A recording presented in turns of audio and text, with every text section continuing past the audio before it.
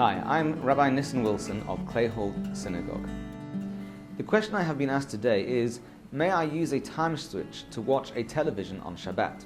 Switching on a television, a light switch, or any type of electric machine is included within the 39 categories of forbidden activity. However, when using a time switch, the machine or the light switch is of course being switched on before Shabbat, and clearly no activity, no prohibited activity is taking place on Shabbat. Therefore, one would think that to use a time switch to set any machine to come on Shabbat would be permitted and would be acceptable. And we certainly know that it has become standard practice to use a time switch to set one's lighting to go on and come off at will throughout Shabbat.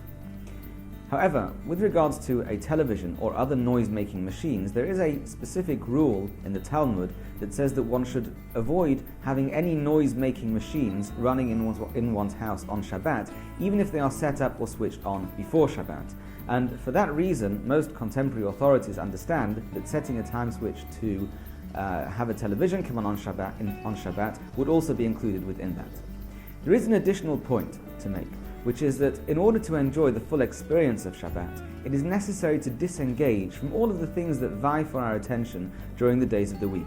And one way to think of this is a little bit like being at a music concert, where there's music playing that you really want to hear. It's wonderful music. But at the same time, everybody's Blackberries and everybody's phones are beeping and going off and ringing.